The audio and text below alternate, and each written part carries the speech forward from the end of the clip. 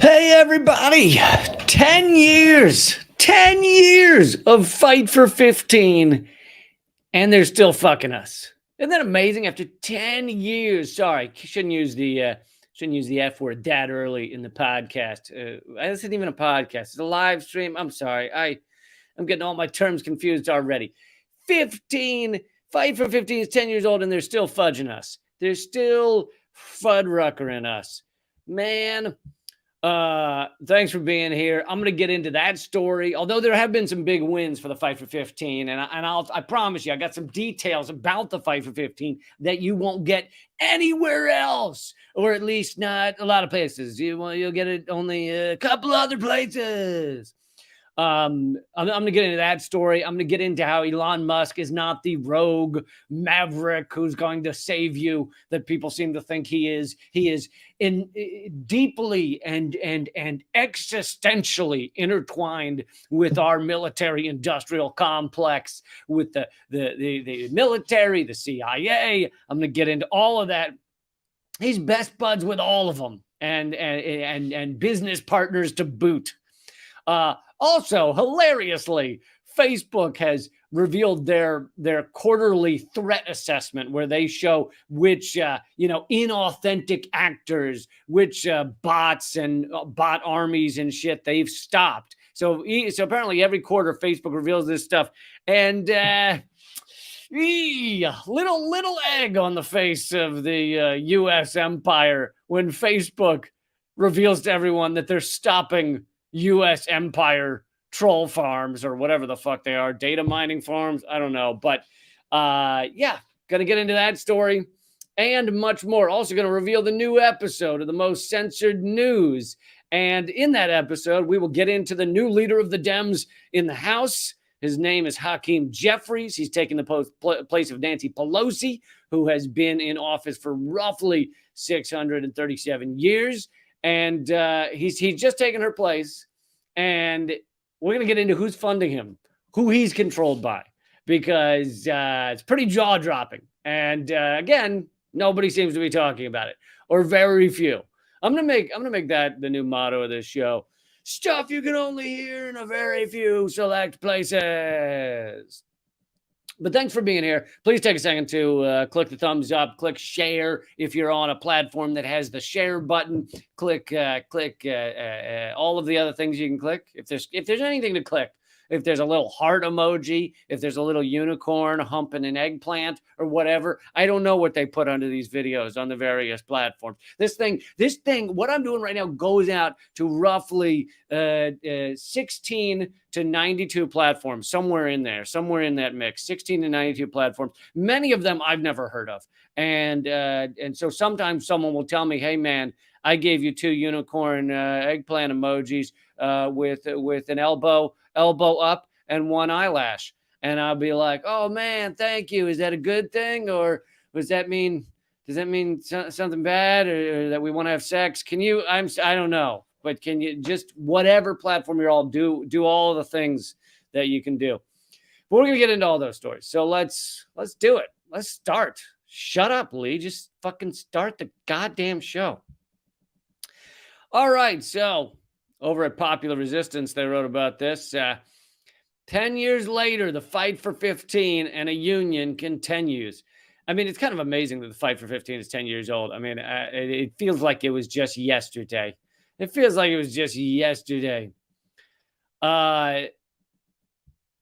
years later, the fight for 15 has, and they do talk about the wins, by the way, of the fight for 15. So it's not, this article is not just, we're getting screwed. Although I'll get into that part in a minute. But they start out by talking about how this protest movement, Fight for 15, Fight for Workers, has had a lot of wins, has had some important wins for workers. But in the grand scope of things, the real, the real goal of having a living wage for people, that one has not been obtained. 10 years later, the Fight for 15 has won $150 billion in wage increases for 26 million workers. But the struggle continues as the federal minimum wage remains $7.25. $7.25. And a third of U.S. workers make less than $15 an hour. I didn't realize it was that high. A third of U.S. workers make less than $15 an hour. So on November 29th, 2012, over 100 fast food workers in New York City walked off the job to demand that their wages be increased to $15 an hour and to finally have a voice in their workplaces through union representation. That walkout was the beginning of a movement that articulated and emerged out of a need for human dignity and democracy in the workplace. Okay. The Fight for 15 may have had a lot of wins, and there may be a lot more wins coming, but democracy and dignity in the workplace, that's not happening. That is never happening. Don't put that on your list of demands, because they are never going to give you democracy in the workplace. All right. Democracy in the workplace. The workplace in our capitalist structure is totalitarian, and it will, under capitalism, it will always be totalitarian. There is no system where, now there are, I will say this, there are small examples of workplaces with democracy. There are examples of co-ops, but they are the exception that proves the rule.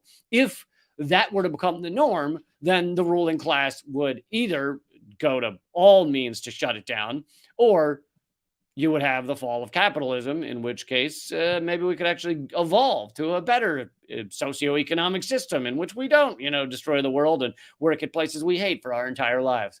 Just kidding. It's just a third of your life, although another third of your life you spend sleeping. So you take the sleeping and you take the spent at a job you fucking hate, and you got a third of your life left. All right. But so democracy in the workplace is, I am a big fan of it. I'm not saying don't work for it, don't fight for it, fucking fight for it. And in fact, oftentimes when a socioeconomic system falls or evolves, people evolve past it, it is because those smaller things that set the good example keep growing. So the co-ops and things are the way to start that. But I'm saying that in order to end up with real democracy throughout the workplace, throughout the entire country or entire world, you would need a new socioeconomic system, which is the way to go. Let's do that. Let's get there.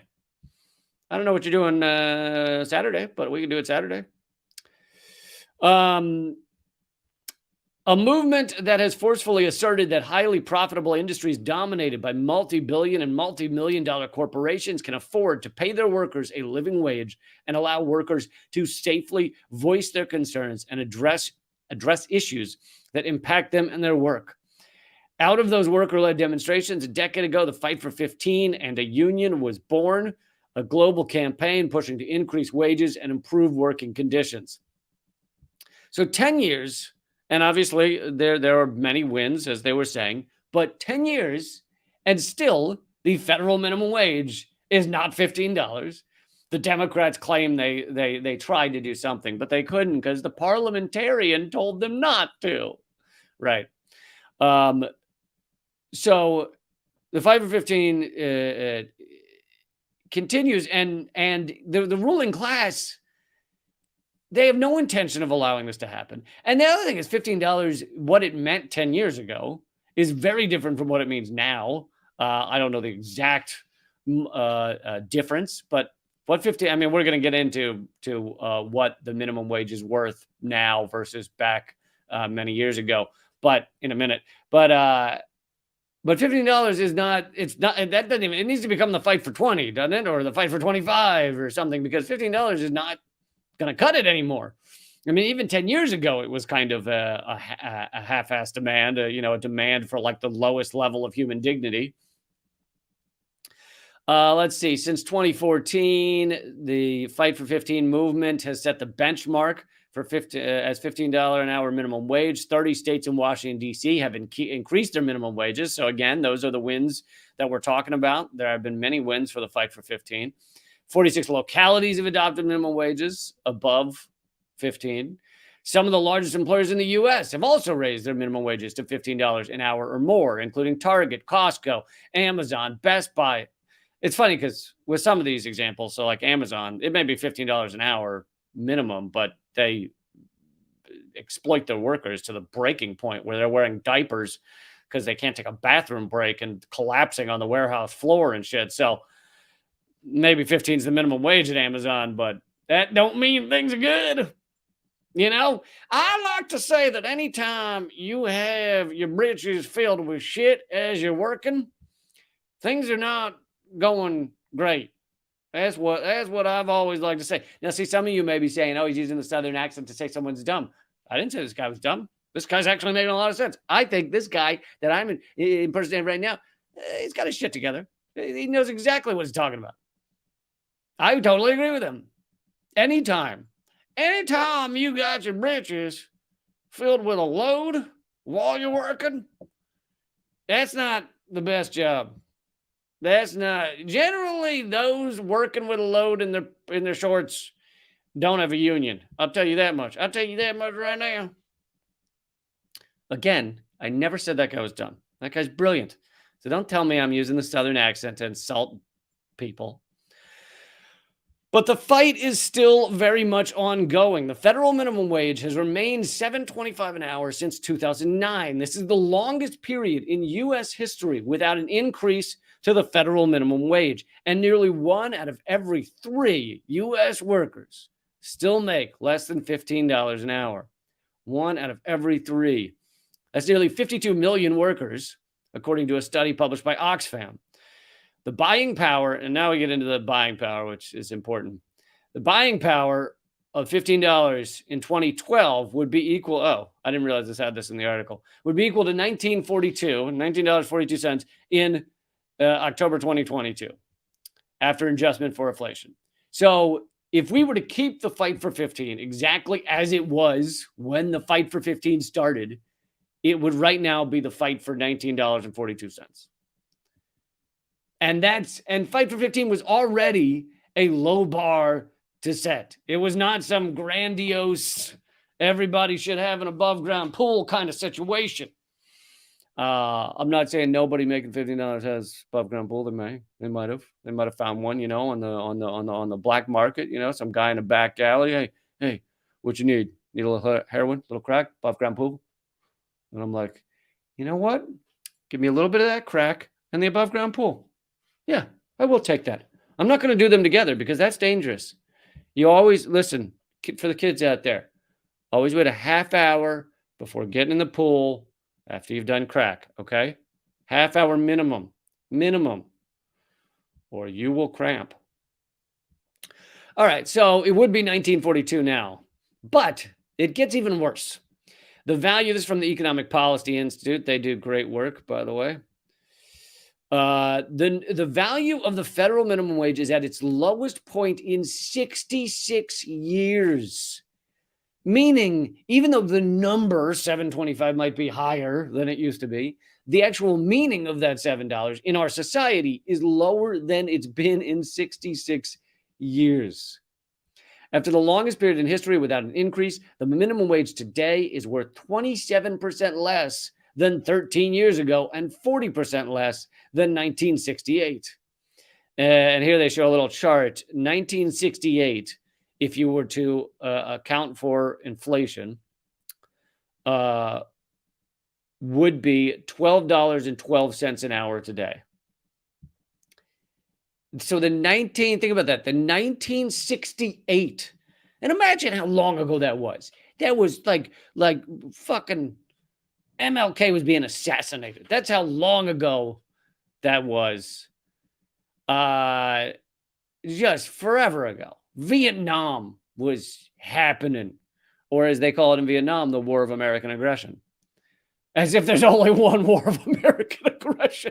Come on, Vietnam. Can you be a little more specific? War of American aggression. Oh, how naive. Vietnam. Yeah, that's the only one we got. The 39th War of American Aggression. Anyway, so in 1968, if you account for inflation, it would be $12.12 an hour. In 2009, if you account for inflation, it would have been $9.99. It's almost $10 an hour in 2009. And this year, of course, it is $7.25 an hour. And so yearly, they do the yearly edition here. The yearly math, 1968, the minimum wage would have gotten you, if you account for inflation, over $25,000 a year. In 2009, the minimum wage, accounting for inflation, would have gotten you a little over $20,000 a year, almost $21,000. In 2022, today, the minimum wage would get you $15,000 a year, working all year. I mean, even as a single person working all year, you could barely afford an apartment with $15,000 a year. I don't even know if you could.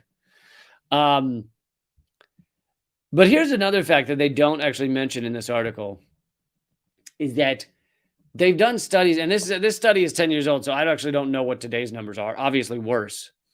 But if the income distribution between the ruling class, the richest of the rich, if the income distribution had stayed the same in America, and the buying power, the income distribution and the buying power had stayed the same as 1968, then the minimum wage right now would be, or actually this was 10 years ago again, would have been $21.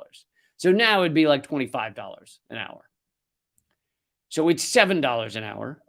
And if the income distribution and buying power had stayed the same, it'd be closer to $25 an hour right now, which is what it fucking should be. I mean, minimum. So according to the MIT living wage calculator in 2021, a living wage for a family of four, for a family of four, 2 adults and 2 children, is $24 an hour before taxes, with regional living wages ranging from $83,000 annually in Tennessee to $123,000 in Washington, D.C. That's what you'd need to have a living wage. That's what a living wage should be. I mean, it's just unbelievable how much workers in this country are exploited, and a lot of this has to do with the gutting of unions. So workers have so little power.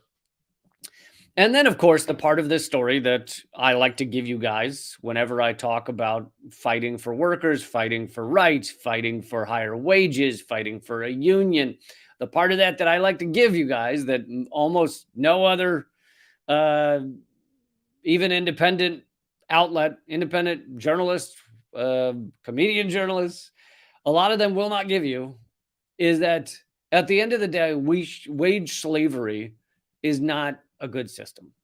This is not how our lives should work. Yes, some people work for their passion. Some people get to do that. But a lot of people, the vast majority, work at jobs they either hate or they somewhat hate, and they've convinced themselves it's all right. And also add into that all the people who change the course of their lives in order to make enough money to have an okay life. So they were oh man, they loved art. Oh man, they loved writing. Oh man, they loved A, B, or C. But, push came to shove. They got to pay for college debt. They got to pay for a kid. They got to pay for whatever. And they end up in the job that they at least dislike. Maybe they're okay with it, but it changed the course of their life. Like the wage slavery system of unfettered capitalism that we live in it alters the course of almost everyone's life. Like one of those fucking grocery carts with a bad wheel.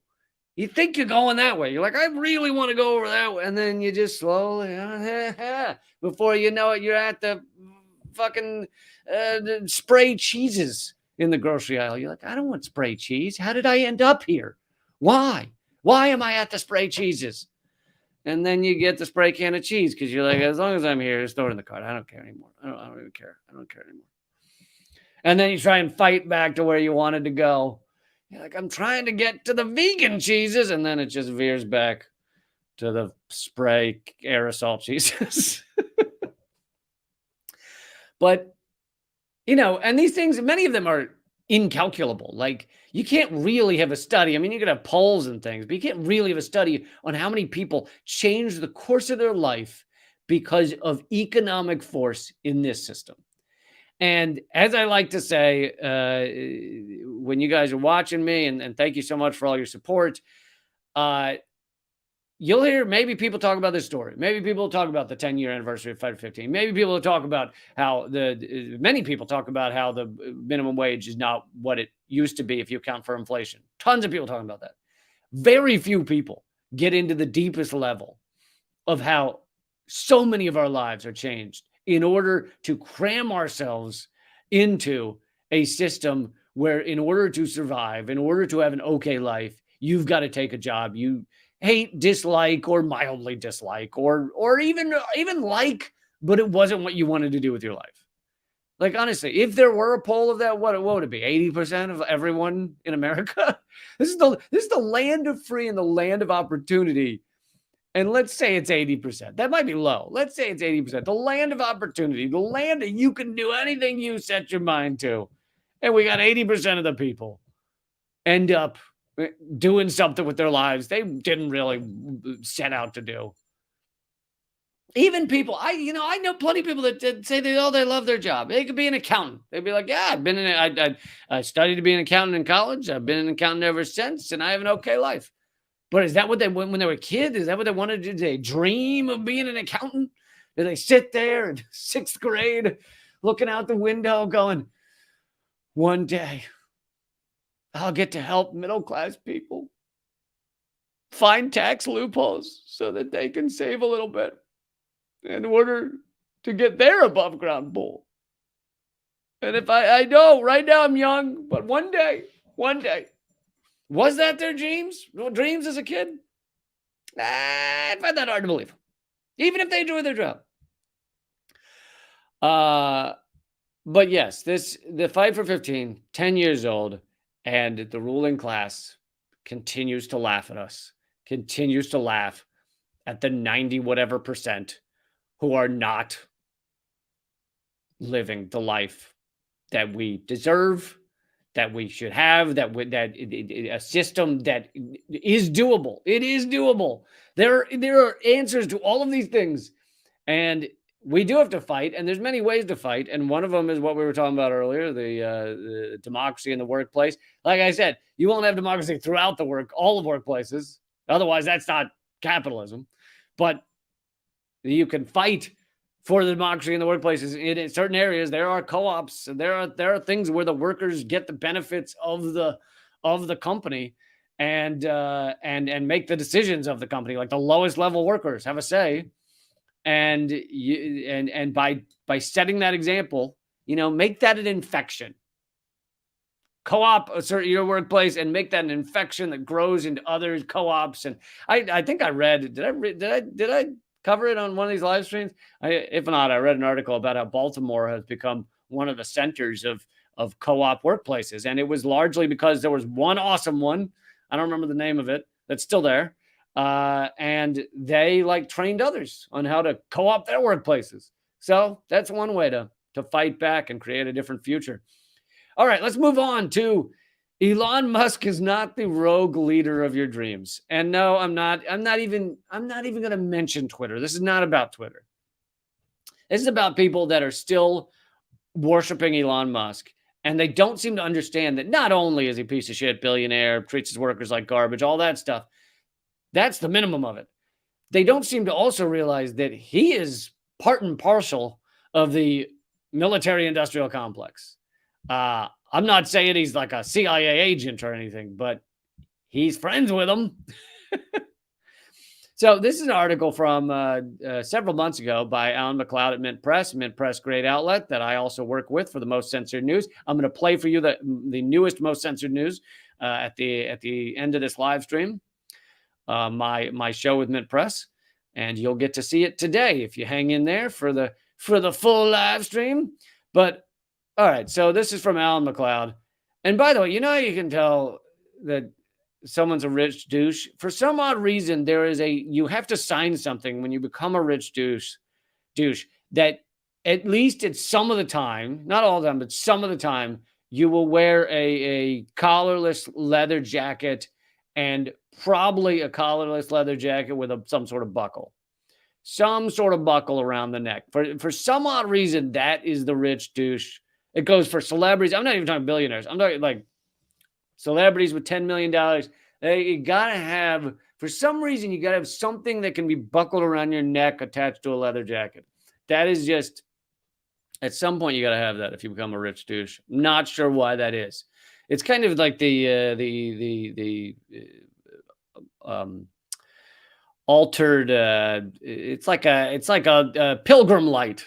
You know, we weren't going all the way to the buckle hat, but we'll buckle around the neck. We're not buckling the hat, but we'll buckle around the neck to show we're a rich douche. All right, so Elon Musk is not a renegade outsider. He's a massive Pentagon contractor. Musk has deliberately cultivated this image of himself, a real Tony Stark figure who thinks for himself and is not part of the established order. But behind this carefully constructed facade, Musk is intimately connected to the U.S. national security state, serving as one of its most important business partners. Elon, in short, is no threat to the powerful, entrenched elite. He is one of them. And let's get into some of the details. So Elon Musk got a lot of great publicity, positive publicity. You might remember from the beginning of the Ukraine proxy war. Elon Musk got a lot of publicity for donating thousands of Starlink terminals to Ukraine, helping its people come back online after fighting downed after the fighting against Russia downed the internet in much of the country.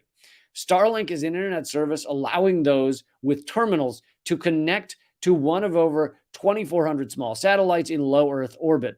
Many of the satellites were launched by Musk's SpaceX Technologies company.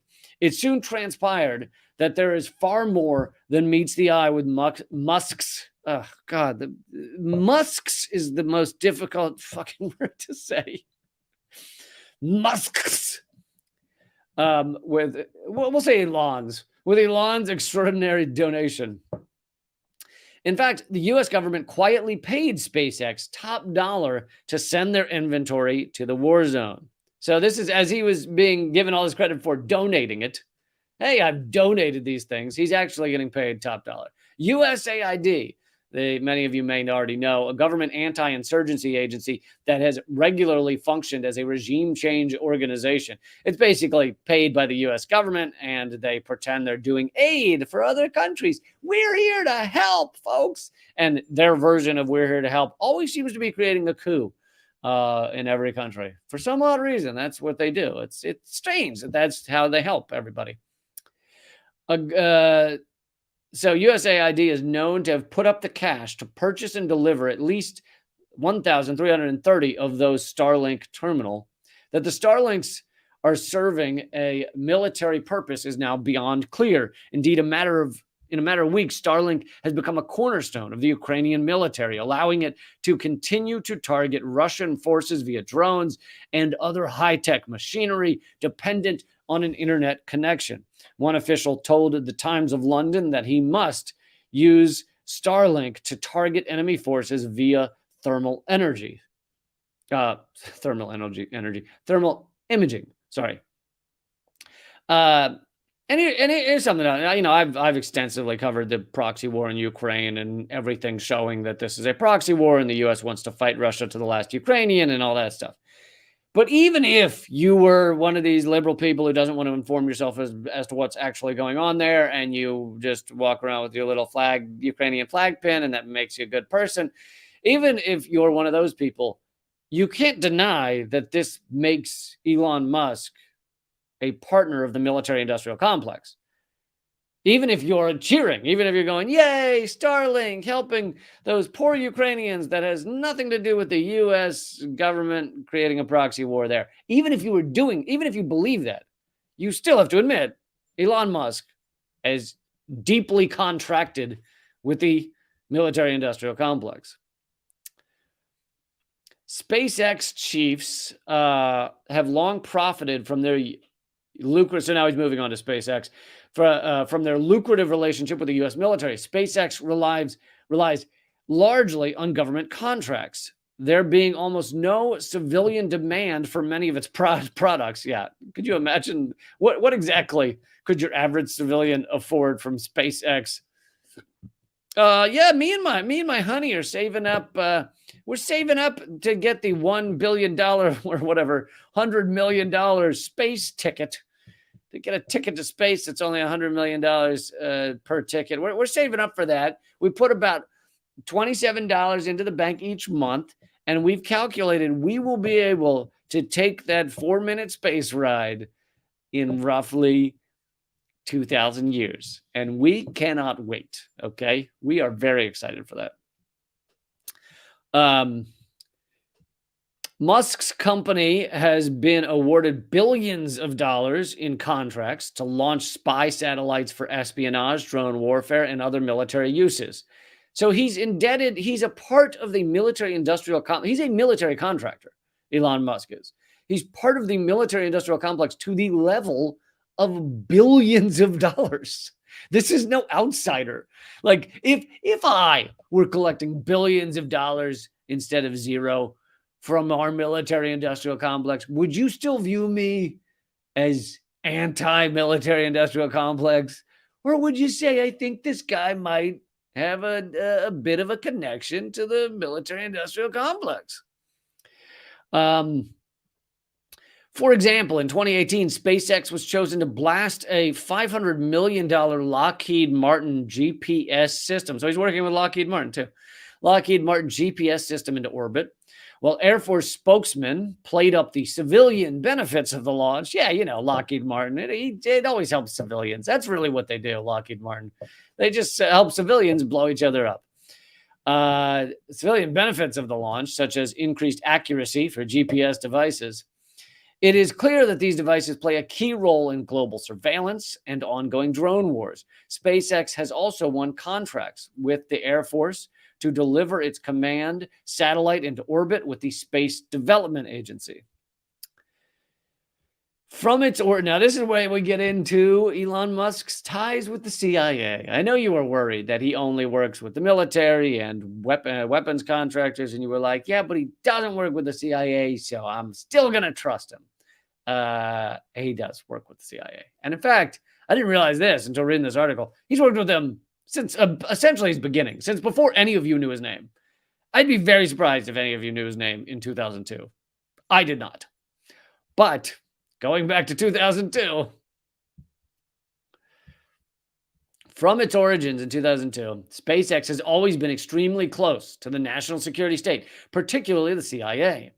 Perhaps the most crucial link is Mike Griffin, who at the time, 2002, was the president and chief operating officer of In-Q-Tel. Now, some of you, I don't know if you've ever heard of In-Q-Tel. Some of you may have. In-Q-Tel is a CIA-funded venture capital firm. It is basically the CIA's venture capital arm.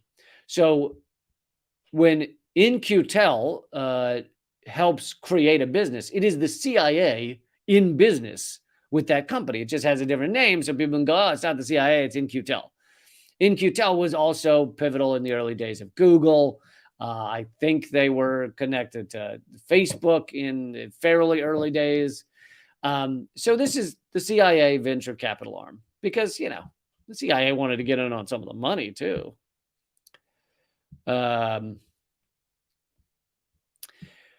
Griffin was with Musk virtually from day one. They even traveled to Russia together in 2002. This is when we were a little better friends with Russia. Traveled to Russia together in 2002. Griffin has gone to war for Musk, defending him, consistently backing him as a potential Henry Ford of the rocket industry. 3 years later, after 2002, so 2005, I did that math myself. Are you impressed with that? I just heard 2002 and I was like, 3 years later, bam, 2005. What? Didn't have to look it up or nothing. 3 years later, Griffin would become head of NASA. Heard of NASA? And later would hold a senior post at the Defense Department. I mean, is anybody else concerned that the head of the CIA's venture capital arm then became the head of NASA?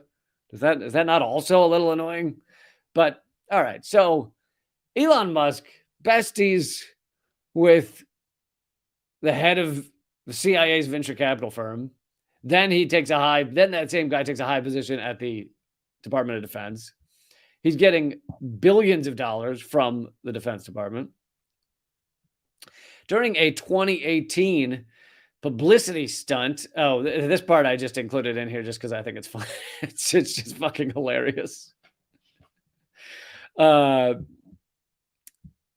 a 2018 publicity stunt, you might recall he blasted a Tesla into outer space that is still drifting out into space. There was video of it, at least at the beginning, using a SpaceX rocket, like literally the Tesla, the car. So there's a red Tesla floating through outer space right now. However, he did not sterilize the vehicle before doing so, meaning it was covered in earthly bacteria, microorganisms that will likely be fatal to any alien life they encounter. In essence, the car is a biological weapon that could end life on any planet it encounters. I just love that idea. We're like, welcome. This is an American rocket. And we're saying hello to you, aliens on a far-off planet, and it comes crashing down, and immediately they all just get a cough and die. Isn't that how War of the Worlds ended? We're sending Elon Musk has sent a biological weapon to other worlds. And then the last part I'll do from this article. The article has more stuff. You can go to it at Mint Press. But just to mention Elon's... because I don't want to say Musk's love of coups, including the love of the U.S. coup in Bolivia, U.S.-backed coup in Bolivia. And he famously, when he was tweeted about how he benefited from the coup in Bolivia because his cars need lithium, and Bolivia has one of the largest lithium stores in the world. And so to have that lithium sold rather than nationalized, sold to him for cheap, sounded good. And Elon Musk, rather than saying, oh, no, I would never support a country, he just tweeted, we'll coup whoever we want to coup. Basically, it seemed to be admitting somehow connection to the U.S.-backed coup, which, by the way, has been undone since then. The Bolivian people stood up, fought back, and they have undone that coup. But I don't think Elon Musk was admitting any kind of connection to it. He was just basically saying, like, yeah, I don't give a shit. I like it. Yeah, maybe I'll get cheap lithium. Awesome. Sounds good to me.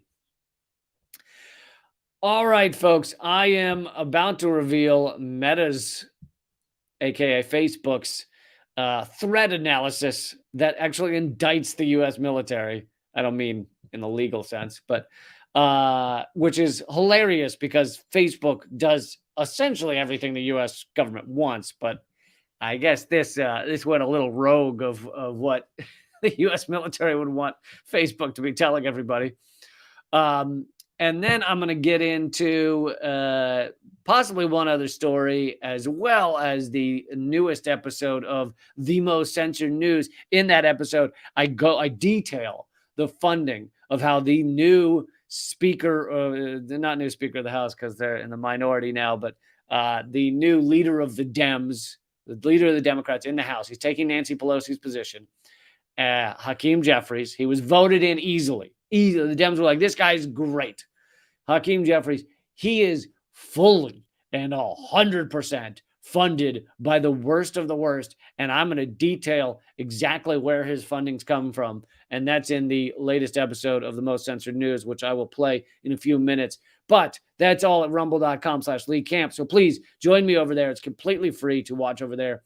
But either way, I hope you will become a member at leecamp.net.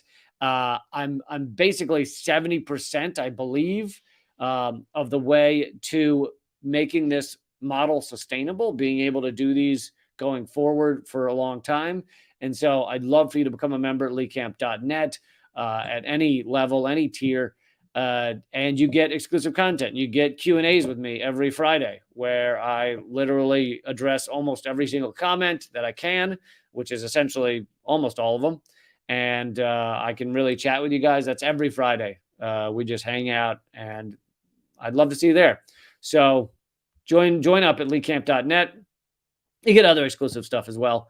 But until then, I will continue this right now. This is continuing right now at rumble.com/LeeCamp. Oh, also, quick note, interview with Ben Norton, great journalist, Ben Norton, multipolarista.com, formerly with The Gray Zone.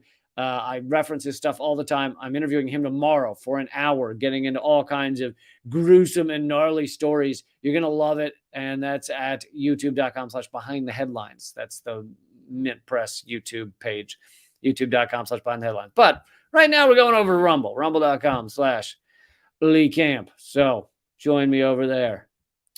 All right. I will keep going here in 1 second. Here's a top.